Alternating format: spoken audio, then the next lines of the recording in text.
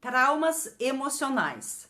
Eles são a principal causa dos transtornos emocionais, como a ansiedade, a depressão, o estresse e os bloqueios emocionais.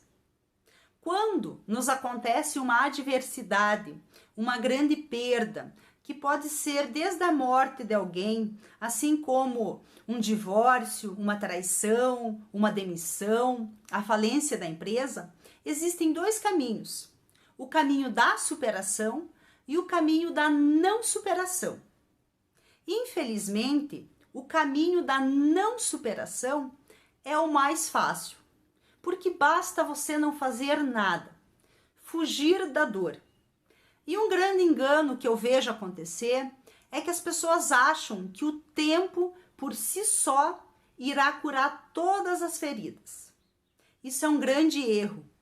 Como já dizia Freud, pai da psicanálise, as emoções não expressas nunca morrem e um dia saem da pior maneira possível, seja com uma crise de ansiedade, seja com um estado de depressão, seja com bloqueios emocionais. O caminho da superação pode não ser o mais fácil, mas certamente é a melhor escolha a se fazer, porque ele evita a criação de um trauma emocional e, consequentemente, bloqueios, crenças limitantes.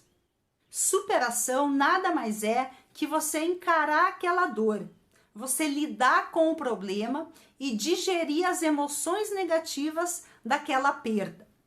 E esse processo acontece em 5 fases. Essas fases são chamadas de fases do luto, que é a negação, a raiva, a barganha, a depressão e a aceitação. Elas são chamadas assim porque a psiquiatra que descobriu que a superação se dá nessas 5 fases, Elizabeth Kubler, ela estava estudando pessoas enlutadas. Mas hoje a gente sabe que toda perda, todo fracasso, o processo de superação acontece por essas 5 fases. Quando não há superação, é porque a pessoa não passou por essas 5 fases ou empacou em alguma delas. É uma reação natural do ser humano fugir da dor. Então, por isso que a primeira fase é a fase da negação. É onde a gente tenta se convencer de que aquilo não aconteceu ou que aquilo não foi nada demais. E muitas pessoas, elas param nessa fase. Elas fogem do problema. Elas tentam se convencer de que aquilo não foi nada demais. Então, numa atitude inocente, elas tentam esquecer. E com isso, elas passam a focar em outra coisa. Elas criam hobbies. E com isso, anos depois, a gente vê que a pessoa evita falar a respeito daquele problema. A pessoa parou aí na fase da negação. Ela nunca realmente admitiu que aquilo de fato aconteceu e que foi horrível para ela. Também é bem comum que as pessoas que têm traumas, que elas parem na fase da raiva, onde ela cria ressentimentos, sentimentos de vingança e ela não consegue perdoar.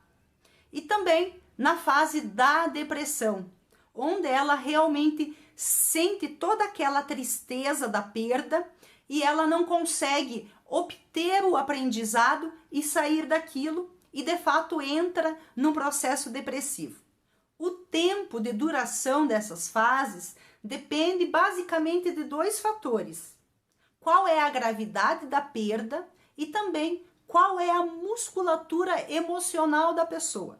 Eu já vi pessoas passarem pelas 5 fases em uma semana, algumas em meses, outras, dependendo da gravidade do problema, às vezes leva-se anos. Mas um bom conselho sempre é você buscar ajuda profissional para que você realmente passe por cada uma dessas fases e você chegue lá na fase 5, que é a fase da aceitação, e então você obtenha a superação. Devo lembrar que todos nós um dia passamos por grandes perdas, mas a gente deve lembrar que a dor é inevitável, mas o sofrimento é opcional. Então, se é o seu caso hoje, encare essa dor, passe por ela e não tenha um sofrimento daqui a alguns anos com um trauma que você pode evitar.